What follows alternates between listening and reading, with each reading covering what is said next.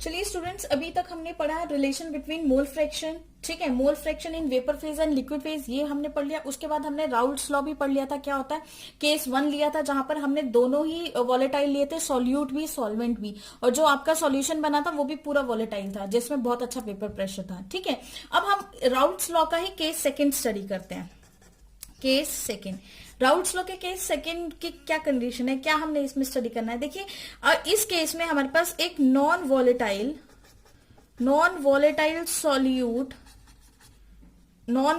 solute is added into volatile solvent।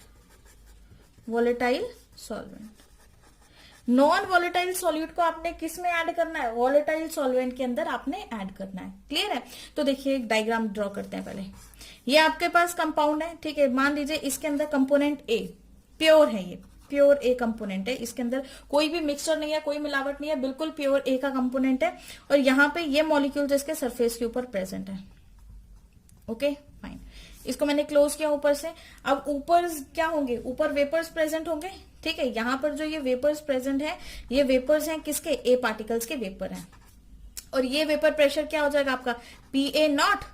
ठीक है, vapour pressure of pure solvent का vapour pressure हमारे पास। Clear है ये बात, क्योंकि हमने क्या लिया, नॉन वॉलेटाइल सॉल्यूट लिया है और वॉलेटाइल सॉल्वेंट लिया है, तो यहां पर आपने क्या कर दिया, वेपर प्रेशर इसका ले लिया। क्लियर है? अब यहीं पर प्लस मैंने क्या किया, एक ऐड कर दिया, मैंने एक कंटेनर और लिया जिसमें मैंने कंपोनेंट बी डाल दिया। फाइन, कंपोनेंट बी डाल दिया, और उस कंपोनेंट बी के अंदर मेरे पास जो सॉल्यूट है वो है नॉन वॉलेटाइल। यहाँ पे सॉल्यूट नॉन वॉलेटाइल है, तो इसका वेपर प्रेशर तो होगा ही नहीं, vapour pressure is equal to 0, क्योंकि वॉलेटाइल और नॉन वॉलेटाइल सॉल्यूट वही होते हैं, वॉलेटाइल सॉल्यूट वही होते हैं जिनका जो वेपर प्रेशर प्रोड्यूस करते हैं। ठीक है, एग्जांपल लिख देती हूँ मैं आपके लिए वॉलेटाइल के। वॉलेटाइल जैसे कि जो कि बॉइलिंग पॉइंट पे आने पे ही वेपर प्रोड्यूस करने लग जाता है, जैसे कि हमारे इथाइल एल्कोहल हो गया, पेंटेन हो गया, ये हमारे फ्यूल्स होते हैं। ठीक है, इस तरह की चीजें। और नॉन वॉलेटाइल कौन होंगे, नॉन वॉलेटाइल सॉल्यूट के अंदर आता है आपके सॉल्ट, सोडियम क्लोराइड NaCl, ये नॉन वॉलेटाइल सॉल्यूट है। उसी तरह से शुगर, ये भी नॉन वॉलेटाइल सॉल्यूट है, ये वेपर्स नहीं बनाते। ठीक है, तो volatile and non volatile solute. अब हमारे पास बी के अंदर मेरे पास नॉन वॉलेटाइल सॉल्यूट प्रेजेंट है जिसका वेपर प्रेशर क्या है, 0, और यहां पर जो सॉल्यूट था, यहां पर जो सॉल्वेंट था, ए सॉल्वेंट, प्योर सॉल्वेंट, इसका वेपर प्रेशर क्या था आपका, PA0। क्लियर है? अब मैंने क्या कर दिया, इन दोनों को मिक्स कर दिया, mixing A and B, A को मिक्स कर दिया B के साथ। अब जो मेरे पास नया कंटेनर आया, दिस इज अ सॉल्यूशन, इसको मैं बोलूंगी क्या, सॉल्यूशन, इसको हम सॉल्यूशन बोलेंगे। और इस सॉल्यूशन के अंदर जो कंपोनेंट्स होंगे, एक A का होगा, दूसरा B का होगा, एक A का होगा, दूसरा B का होगा, एक A का होगा, फिर दूसरा B का होगा। क्लियर है? अब देखिए, ये वाला कंपोनेंट A का, ये B का, A का, B का, A का, B का। अब इस B के नीचे आपका A प्रेजेंट होगा, इस B के नीचे भी आपका A प्रेजेंट होगा, और इस B के नीचे भी आपका A प्रेजेंट होगा। क्लियर है? अब यहाँ पे अगर हम वेपर की बात करेंगे तो कुछ वेपर्स तो होंगे आपके A के, है ना, B तो वेपर्स बनाएगा ही नहीं। यहाँ पर जो वेपर प्रेशर आपका अपीयर होगा वो क्या आप उसको PA0 लिखोगे यहाँ पर? बिल्कुल भी नहीं लिखेंगे, क्योंकि ये जो सॉल्यूशन है ये मिक्सचर है टू कंपोनेंट्स का, A का एंड B का। ये कोई प्योर सॉल्वेंट या प्योर सॉल्यूट का सॉल्यूशन नहीं है जो वेपर प्रेशर हमें PA0 लिखेंगे। ठीक है, तो यहाँ पर जो वेपर प्रेशर आएगा हमने उसको डायरेक्टली क्या लिखा, PA। क्लियर है ये बात? अब देखिए, हमें इसके वेपर प्रेशर को ध्यान से पढ़ना है। ओके, तो अब राइट डाउन, जो PA है हमारा, जो पार्शियल वेपर प्रेशर है, जो PA है वो इज डायरेक्टली प्रोपोर्शनल टू, ये PA किस पर डिपेंड करेगा कि कितने A के फ्रैक्शन जो है वो वेपर्स में चेंज हो रहे हैं, मतलब जितने ज्यादा A के फ्रैक्शन होंगे उतना ही तो PA होगा। ठीक है, तो चलिए, PA आपका प्रेशर डिपेंड कर रहा है A के मोल फ्रैक्शन के ऊपर। ठीक है, तो इस प्रोपोर्शनैलिटी कांस्टेंट को हटाने के लिए हमने क्या लगा दिया, PA0XA। क्लियर है ये बात, जो हमने राउल्स में फाइंड आउट करी थी। ओके, अब यहां पे हम एक और कंडीशन ले लेते हैं कि PA0 is greater than PA0 is greater than PA। क्यों भाई? ये बात तो आपको बहुत ही अच्छे से क्लियर होनी चाहिए कि जो वेपर प्रेशर होता है ऑफ प्योर सब्सटेंस या फिर लिक्विड, प्योर सब्सटेंस या फिर लिक्विड, है ना, वेपर प्रेशर जो आपके प्योर सब्सटेंस या लिक्विड का इज ऑलवेज ग्रेटर देन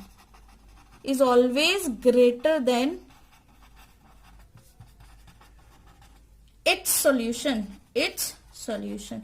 जो आपका वेपर प्रेशर होगा प्योर का वो हमेशा उसके सॉल्यूशन से ज्यादा होगा। ये आपको वेरी वेरी इंपॉर्टेंट पॉइंट, हमेशा ज्यादा होगा, क्योंकि अगर हम प्योर की बात करते हैं तो उसमें पूरा का पूरा वॉलेटाइल सब्सटेंस वेपर बनाएगा, ठीक है। लेकिन जब मैं सॉल्यूशन की बात करती हूँ तो इसमें दूसरा कंपोनेंट उसको वेपर बनाने नहीं, मतलब पूरी तरह से वेपर नहीं बनाने देगा, क्योंकि दूसरा कंपोनेंट भी इंटरफेयर करेगा उसके वेपर बनाने के अंदर। समझ में आया? इसीलिए जो वेपर प्रेशर होता है प्योर लिक्विड का is always greater than it's solution, इसलिए मैंने ये लिख दिया PA not is greater than PA। Clear है ये बात? अब देखिए यहां पर जो वेपर प्रेशर था, सॉरी यहां पर जो आपका वेपर प्रेशर था वो क्या था, PA नॉट।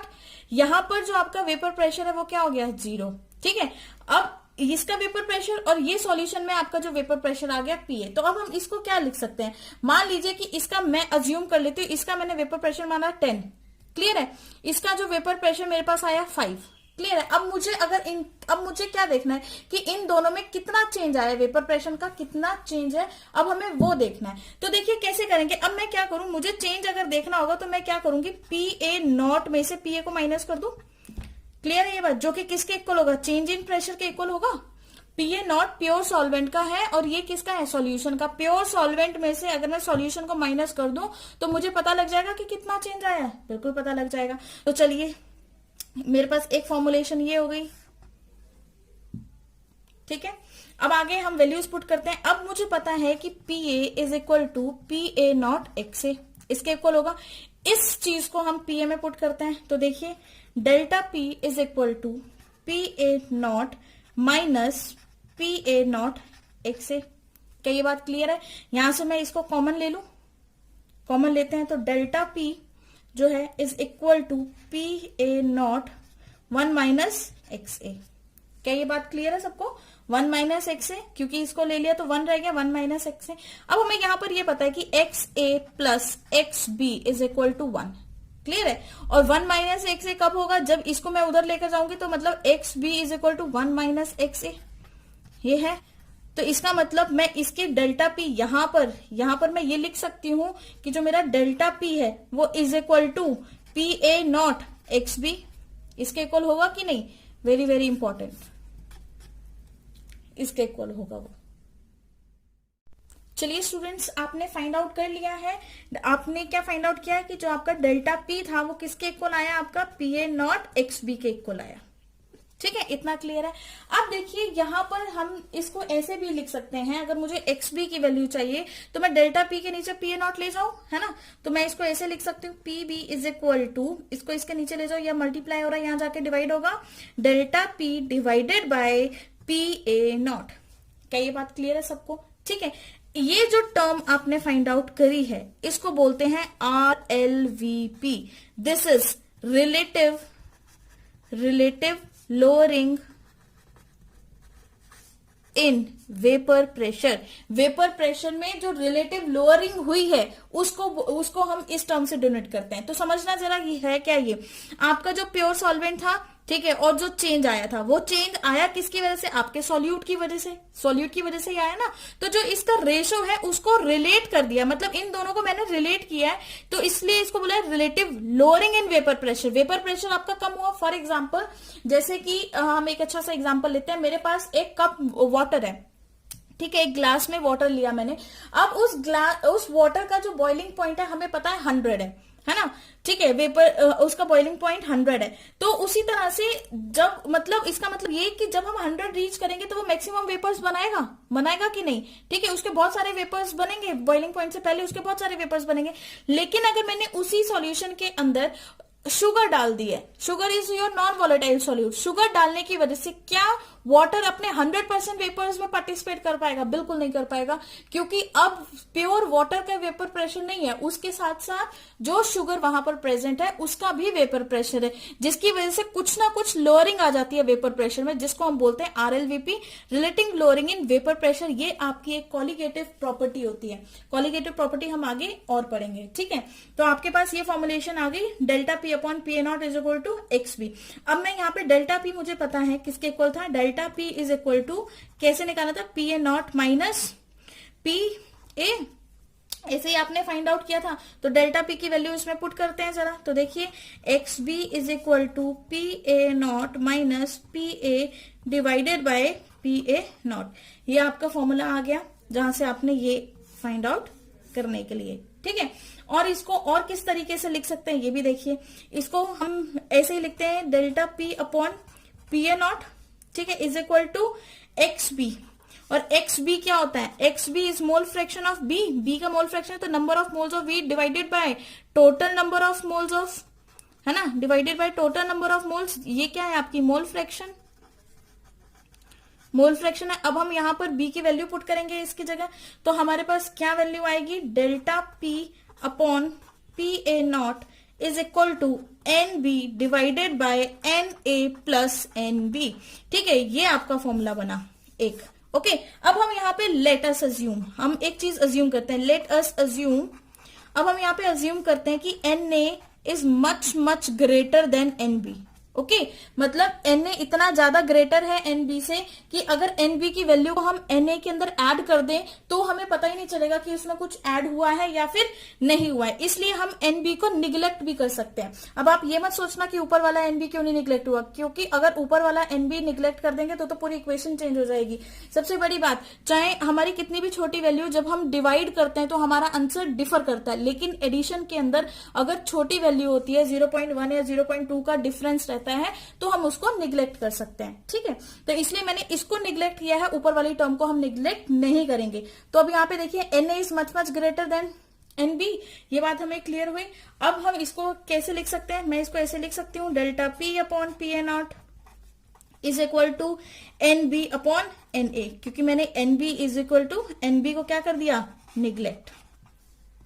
इतनी स्मॉल थी कि मैंने इसको क्या कर दिया, निगलेक्ट कर दिया, ओके। अब NB क्या है, नंबर ऑफ मोल्स क्या होता है, given mass upon molecular mass, ठीक है। NB को हम कैसे लिख सकते हैं, WB given mass upon molecular mass MB। उसी तरह NA को भी हम ऐसे लिख सकते हैं, NA इज इक्वल टू, ये भी given mass upon molecular mass लिख सकते हैं कि नहीं। तो यहाँ पे वैल्यूज पुट करते हैं, तो देखिए वैल्यूज, सबसे पहले हम वैल्यूज पुट करेंगे, तो देखिए delta P upon P A nought is equal to, इसको लिखते हैं WB upon MB divided by, बड़ा वाला डिवाइड है ना, WA अपॉन MA। क्लियर है इसका। अब हमें पता है जब इस तरह से डिवीजन में ऐसी फ्रैक्शन टर्म आती है, जो नीचे वाली टर्म होती है वो इनवर्स हो जाती है और मल्टीप्लाई होती है, ठीक है। तो ये आपके पास क्या बनेगा, ये आपके पास बनेगा, ये जो चीज, अब आप इसको इनवर्स करें तो ये क्या बनेगा, WB इंटू, इसको लेकर गए उल्टा किया, इंटू MA, ठीक है, अपॉन MB ये था, इंटू WA। क्लियर है ये आपको, ये आपकी इक्वेशन बनी, ठीक है। तो इसका मतलब अब मुझे अगर इसका फॉर्मूला लिखना हो तो हम इसका फॉर्मूला कैसे लिखेंगे, delta P upon P A nought, delta P upon P A nought is equal to WB into MA upon MB into WA, okay. ये आपका फाइनल चेंज आया है, relative lowering of vapour pressure, ये आपका final formulation होगी relative lowering in vapour pressure में, जिसको हम और क्या बोलते हैं, RLVP, RLVP, very important, okay, note down.